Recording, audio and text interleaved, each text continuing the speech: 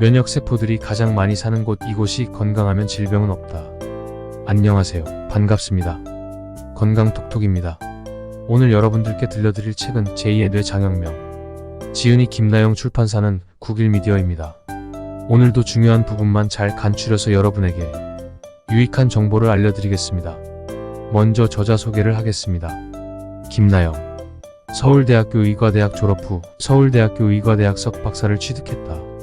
분당 서울대학교 병원 소화기내과 의사, 분당 서울대학교 병원 성차의학연구소 소장이며 서울대학교 의과대학 교수로 재직 중이다. 그럼 본문으로 들어가 보겠습니다.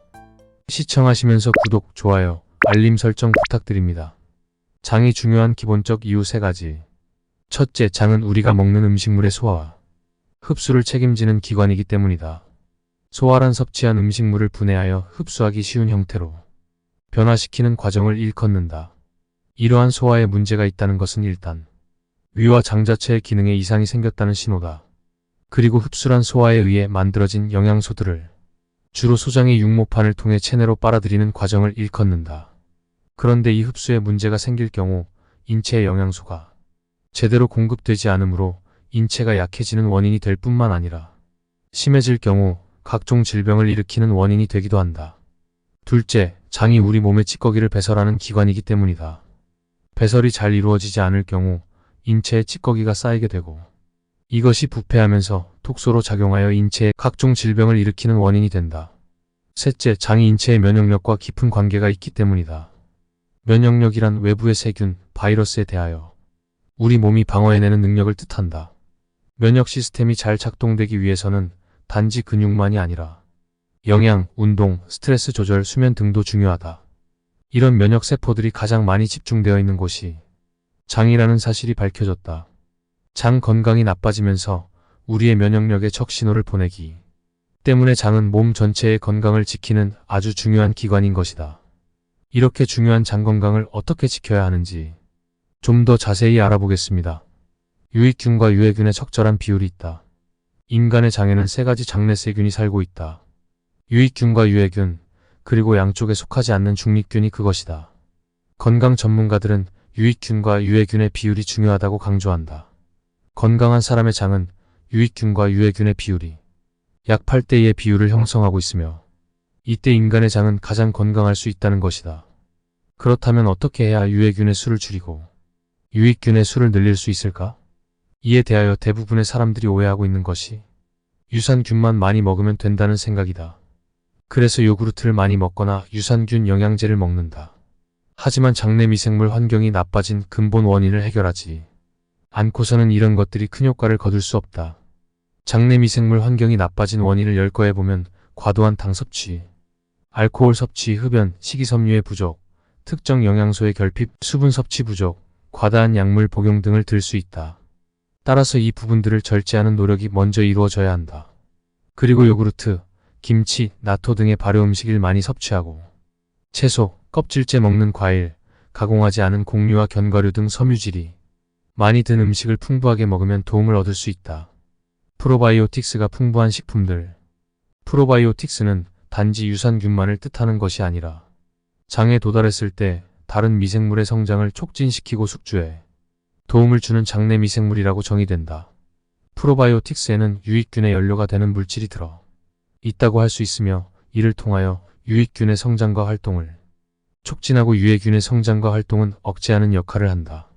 즉 프로바이오틱스는 장내 유산균의 먹이가 되는 성분들을 통칭하는 용어인 것이다. 유산균의 먹이를 따로 공급해 줌으로써 유산균이 수를 늘리는 전략을 쓰는 것이 프리바이오틱스인 것이다.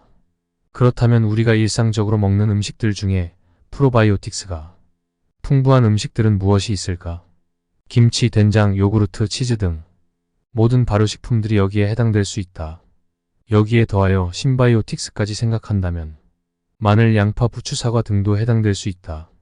부추에는 약 16%가량의 이눌린 섬유가 포함되어 있으며 사과는 절반이 펙틴이라는 섬유질로 구성되어 있다. 이 성분들이 장내 유익균의 수를 늘리는데 결정적인 역할을 하는 것이다. 하지만 사과는 고포드맵 식품으로 장내 가스를 많이 만들어 낼 수 있는 점도 고려해야 한다. 즉 어떤 사람에게는 사과가 좋을 수도 있지만 어떤 사람에게는 폭부불편감 증상을 더 유발할 수 있기 때문에 잘 선택하는 것이 좋다. 건강한 장을 만드는 올바른 식사법. 건강한 장을 만들기 위한 올바른 식사법은 존재한다. 올바른 식사법은 어떤 음식을 얼마의 양만큼 어떻게 먹을 것인가의 세 가지 영역으로 이루어진다. 어떤 음식을 먹는가? 는 지금까지 얻은 지식을 바탕으로 각 개인에게 맞게 판단하여 선택하면 될 것이다. 아무리 건강한 사람이라도 건강에 나쁘다고 알려진 음식은 피하고 좋은 음식을 먹기 위해 노력해야 한다. 왜냐하면 장이야말로 내 몸 건강의 중심이기 때문이다. 어떤 음식을 먹는가보다 더 중요한 것은 얼마만큼의 양을 먹는가이다. 과식은 당연히 장에 무리를 주므로 장 건강에 나쁘다. 따라서 음식을 가리기보다 양을 절제하는데 더 신경을 써야 한다. 소식이 몸에 좋다는 것 또한 과학적으로 증명된 건강상식이다.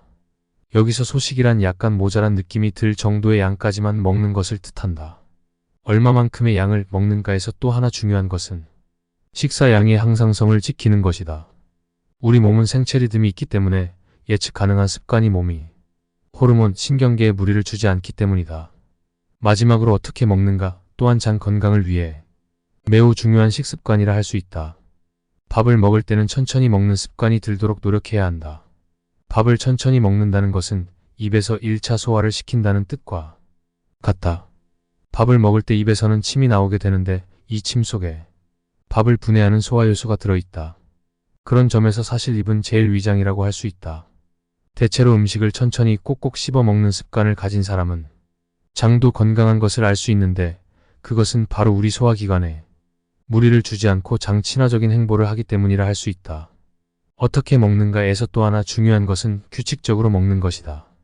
여기서 규칙적으로 먹는다는 뜻은 세 끼를 먹는 시간이 일정하다는 의미다. 따라서 식사는 천천히 규칙적으로 하는 것이 장 건강에 매우 중요하다. 채식 위주의 식단이 장에 좋은 이유.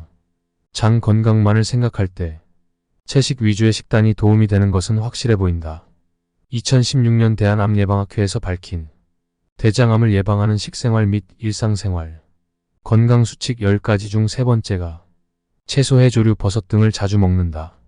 짜지 않은 야채를 자주 먹어 섬유소와 비타민, 칼슘 및 기타 무기질을 충분히 섭취하도록 한다. 이다. 결국 채식을 강조한 것이다. 육식이 장 건강에 좋지 않은 이유는 긴 소화 과정을 거치면서 장에 무리를 주는 점 때문이다. 반면 채식 위주의 식사는 육식에 비해 소화하는 데 시간도 덜 걸리고 장에 부담도 덜 주게 된다. 무엇보다 채식 위주의 식사가 장의 소화에 도움을 주는 것은 식이섬유 때문이다. 식이섬유는 야채에 많이 들어있는 탄수화물의 일종으로 소화효소에 의해 소화되지 않는 특이한 물질로 영국의 데니스 버킷이 처음 식이섬유의 중요성을 알리면서 세상에 등장하였다. 그렇다면 식이섬유는 어떻게 장에 도움을 주는 걸까? 식이섬유는 불용성 식이섬유와 수용성 식이섬유 두 가지로 나뉜다. 이 중 불용성 식이섬유는 물에 녹지 않으나 수분을 흡수하여 자기 부피의 몇 배에서 몇십 배까지 부풀어 오르는 성질이 있다. 이것이 장벽을 자극하여 장의 운동을 촉진시키는 작용을 한다. 마치 설거지할 때 수세미로 닦아내면 그릇이 깨끗해지는 것처럼 장내에서 수세미 역할을 하는 것이다. 한편 물에 녹는 수용성 식이섬유 역시 물에 녹으면 젤리처럼 부풀어 오르며 끈적끈적해진다. 이러한 수용성 식이섬유가 장내에서 하는 역할은 여러 가지다. 먼저 장내 소화효소 중 하나인 담즙산을 흡착하는 성질이 있다. 이 때문에 담즙산의 부족을 알아차린 인체는 담즙산을 재생산하기 위해 간이나 혈액에서 담즙산 생산의 주재료인 나쁜 콜레스테롤을 사용하게 된다. 이 때문에 혈액의 나쁜 콜레스테롤이 줄어들게 된다. 또한 수용성 식이섬유는 소장에 오래 머물면서 당분의 흡수를 방해하여 그 흡수 과정이 오래 걸리게 만든다. 유익균의 먹이가 되므로 장내 유익균의 수를 늘리는 데에도 기여한다. 세로토닌의 95%는 뇌가 아니라 장에서 생성된다. 일반적으로 행복 호르몬으로 알려진 세로토닌은 주로 뇌에서 분비되는 것을 알고 있다. 놀랍게도 세로토닌의 95%는 뇌가 아닌 장내에 존재하며 이의 90%가 장내에 아주 미세하게 분포하는 특정 내분비세포에서 만들어진다는 사실이 알려졌다. 우리는 속이 편안하면 마음도 편안해짐을 느낀다. 반면 속이 불편하면 마음도 불편해짐을 느낀다. 스트레스를 받을 때 갑자기 식욕이 증가하기도 하는데 이때 단 것을 먹으면 기분이 좋아지기도 한다. 이 모든 작용이 사실 장에서 분비되는 세로토닌의 작용 때문에 일어난다고 추정되고 있다. 이처럼 마음작용에 관여하는 세로토닌이 장에서 많이 분비된다는 것은 장과 뇌가 어떤 연관성이 있음을 암시적으로 알려준다. 실제 장에는 이렇게 이상의 신경세포가 촘촘히 쌓여 있는데 이는 척수보다 더 많은 수치다. 이 때문에 장을 제2의 뇌라고도 한다. 장이 제2의 뇌 역할을 하기에 장에서 세로토닌의 95%가 분비되는지도 모른다. 지금까지 제2의 뇌 장혁명이었습니다. 장이 건강하면 행복 호르몬인 세로토닌이 잘 분비되어 행복한 생활을 할 수 있습니다. 결국 채소와 과일을 잘 섭취하면 장 건강은 물론 뇌 건강까지도 챙길 수 있습니다. 식사 전 샐러드 한 접시씩 먹는 습관을 들여 장 건강과 뇌 건강 모두 지키시길 바랍니다. 끝까지 시청해 주셔서 감사합니다.